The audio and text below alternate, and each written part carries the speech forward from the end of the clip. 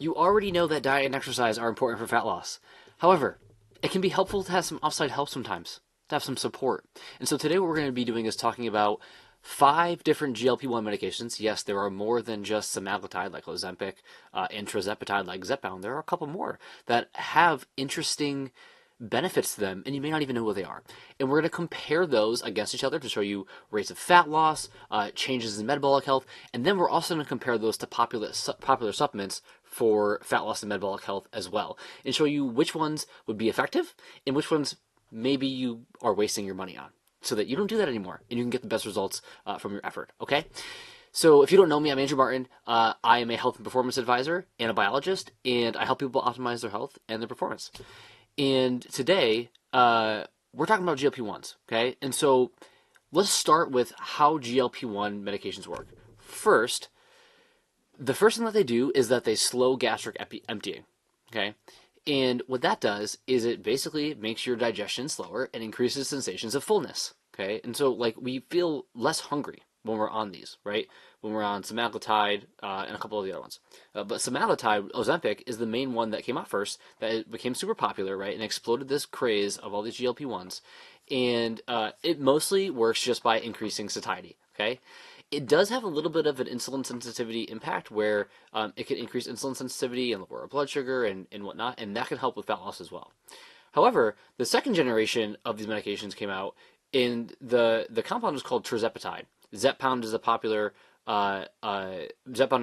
name brand that it's sold under.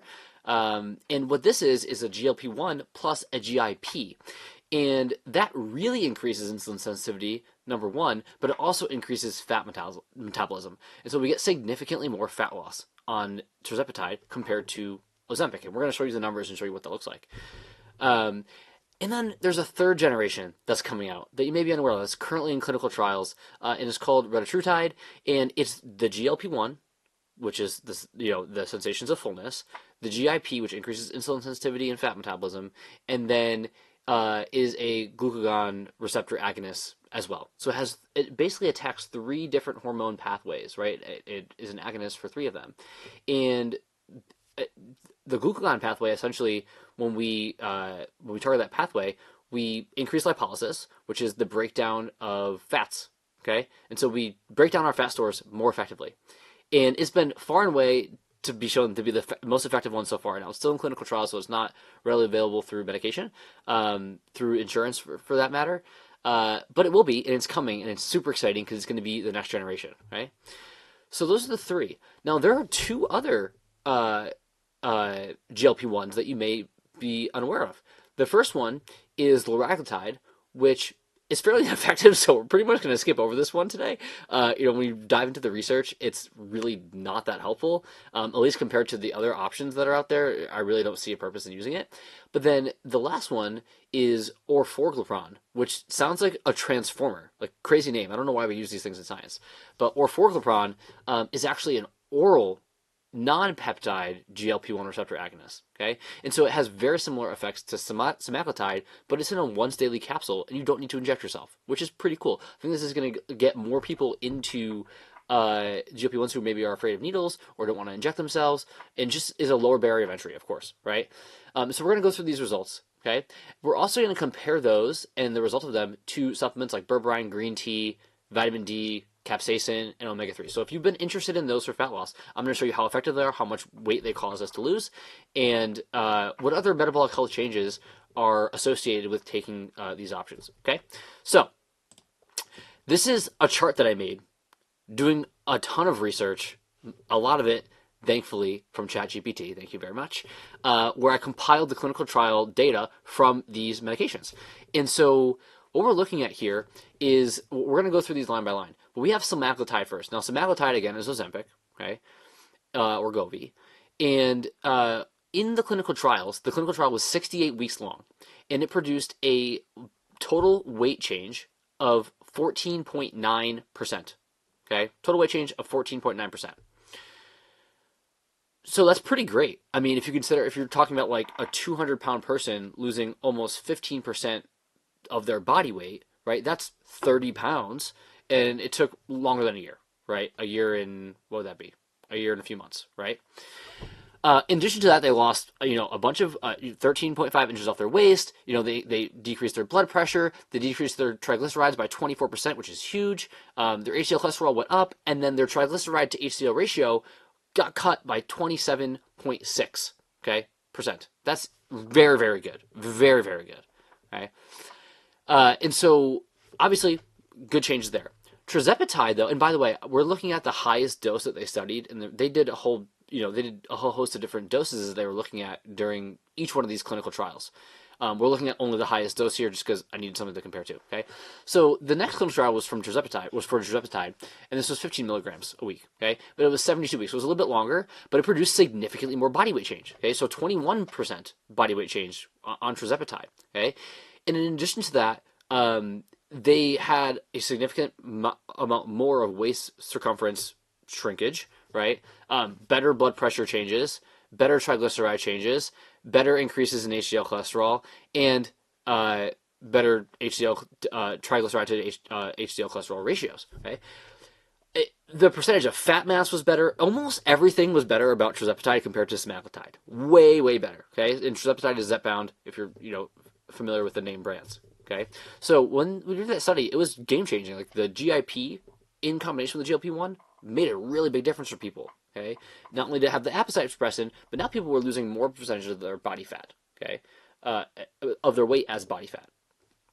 Okay, the next one here is reatrutide. Okay, this was 48 weeks. Okay, so significantly less time than this, and produced more weight loss. Okay, and they're still in the middle of this trial, so bear with me here, but almost a 24% change in body weight in 2/3 of the time. Like, this is crazy. This is a crazy difference compared to the other two options here. Okay, they don't have not waist circumference measurements yet. They don't have blood pressure measurements yet, but I mean significantly better improvements in triglycerides. HDL, it depends on the dose, but was pretty similar, and then significantly better changes in the triglyceride to HDL ratio. We care about the triglyceride to HDL ratio because it's a measure of insulin sensitivity, and we don't want to be insulin resistant, obviously. But in addition to that, it is negative for our health if we have a poor triglyceride to HDL ratio, right? I mean, for a whole host of other issues, right? It can increase our risk for a number of different diseases. But for as fat loss goes, way more effective than the other two, okay? These are huge percentages of changes in body weight. I mean, if you think about 25% from a 200-pound person, that's almost 50 pounds in less than a year. That is crazy. Crazy to think about, okay? So these are obviously highly effective. That is a high dose, though. Okay, now orforglipron, which is also still in trials, is an oral. So again, this is pretty cool because you don't have to inject yourself this way. These ones are injections which are done weekly in the trials. So a lot of people will do them by twice a week or 3 times a week in practice, really. But orforglipron was a once a day oral pill, which is super easy to take. Right, you don't got to prep and do this whole thing, and it's way easier. And this trial was only 36 weeks, okay? And it produced similar results to semaglutide in half the time, okay? So also pretty cool, right? Now, this is not a peptide like these ones, so keep that in mind. The peptides do have probably a better safety profile, but it is on the table for people who want an oral option, okay? And there is an oral semaglutide too. I don't have a ton of research on it, truthfully, but there is a good amount of research in the clinical trial, and it's very, very promising, okay? Good changes in waist circumference, right, in alignment with semaglutide and some of the other ones as well. Good changes in blood pressure, good changes in triglycerides. All this is pretty much the same. Didn't have a huge increase in HDL cholesterol, but still did change the triglyceride to HDL ratio in a pretty significant way. Okay. Now we have liraglutide, which was, again, like I mentioned, kind of useless. Like, maybe we just skip over this. Liraglutide is not really that helpful, if I'm being honest. So yeah, it had an 8% body weight loss, but in comparison to the other ones, I just don't see why you would choose that. So, yeah, we're going to skip over that, okay? Now, let's talk about supplements for a second, okay? For supplements, you are going to get significantly less results from supplements than you will from the GLP-1 medications. But they have their upsides in that their upside is that they have significantly less side effects, obviously, than taking a strong GLP-1 receptor agonist. Like, the GLP-1 receptor agonists come with risk. They come with gastric issues, oftentimes for people, right? They get slow motility and they get backed up and they get constipated or they get nausea or heartburn or whatever it might be. A lot of that is just due from inappropriate dosing, to be honest with you. Like, people are dosing these things way too high, and if you just dose it properly, a lot of times they don't get these issues. But a lot of people want to do this more naturally. And so what options do we have from a supplementation perspective? The truth here is pretty sad, if I'm being honest. Like, because I prefer to take things more naturally in the large majority of cases and use supplements rather than medications and drugs. I mean, I can't prescribe medications and drugs, and I wouldn't do that. But a lot of our clients are on these GLP-1 receptor agonists, and they are truthfully just far more effective than any of the other options that we have for supplements. The supplements are just not that good. I mean, if we look at berberine, it produced a 2.5%, in 12 weeks, produced a 2.5% change in body weight. And a 3.27 centimeter change in waist circumference. I mean, that's good. That's still helpful. It's definitely like, the thing about these supplements is, if you're just looking to add something as part of a healthy diet and a routine that you're doing, just get a little extra boost. These things can be helpful. I mean, it's not an insignificant change. It was about, I want to say it was about 2.5 kilograms of additional body weight over the course of 12 weeks, which is 5 pounds. I mean, that's a good amount of extra weight from just taking a capsule that has relatively little downside unless you overdose it, and you can get gastric issues from that. But I mean, pretty good results there, right? In addition to that, if you're someone who cares about your metabolic health, it also produced significantly positive changes for triglycerides, right? But basically, we don't have a percentage here, but basically it changed triglycerides and lowered them by 32 milligrams per deciliter, which is a good amount, which is a very, very, very solid amount. Okay, and people's triglycerides are generally way too high. Okay, green tea.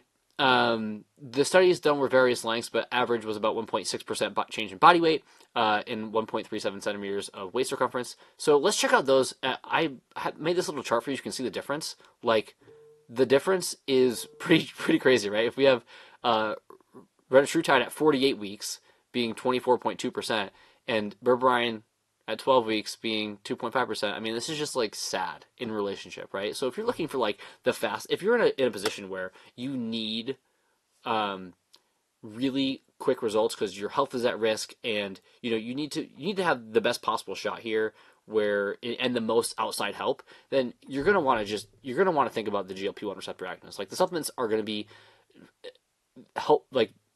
minusculely helpful at best, and so they're not nothing, but they're just not much in comparison to the GLP-1s. Okay, and reatrutide, tirzepatide, like those are going to be the ones that are really the most effective for people. Now, if you're someone who is struggling to lose weight and you already don't eat a lot, like you just underfeed yourself a ton, semaglutide is probably not going to be the option for you. I know it's the most popular one that's prescribed, but like, if you already are you're not eating a lot and we just suppress your hunger, that's probably not the answer. We probably want to be thinking about tirzepatide or reatrutide because they can increase fat metabolism and other pathways for fat loss. Okay, so, and then obviously if you're scared of injections, something like orforglipron or even the oral semaglutide might be something that might be helpful for you. But in comparison, I mean, berberine and green tea, it's just so small. And then the other supplements for fat loss that people generally take a lot of times, I mean, vitamin D, it was 0.51% of our body weight, capsaicin 0.6%, and omega-3s produces 0% change. Okay. However, those popular supplements do have positive changes for health outcomes, like triglycerides, HDL cholesterol, triglyceride to HDL ratio, blood sugar regulation, insulin sensitivity. They do have a lot of those positive benefits. So vitamin D lowered triglycerides by 8.5 milligrams per deciliter. Not that significant, but omega-3s probably have the greatest impact. I mean, a 25% reduction in triglycerides is in alignment, is close to what you're going to get from the GLP-1 receptor agonists, and an increase of 12% in HDL cholesterol is better than any of these, right? So if you're looking to increase your insulin sensitivity, that'd be a huge place to start. Because it can, while the trial shows it wouldn't help with fat loss, it does help with metabolic health outcomes, which can over a long period of time help you with fat loss theoretically, right? So these are just things that may be helpful for you to think about. But these are supplements and medications that are the most popular out there. And so if you're thinking about using them, I hope that this guide kind of helped you in terms of figure out like how effective some of these might be, what the downsides might be for them. So as a quick kind of recap of how to decide what would be right for you, number one is like, do you want to go down the path of taking GLP-1 receptor agonists? And the risk there being that you may have gastric issues. And a lot of people do not go through the lifestyle, the exercise, the nutritional habit changes that are necessary to actually keep the weight off. And so, like, the large majority of people who go through GLP-1 receptor agonist medications, they gain the weight back when they get off of them.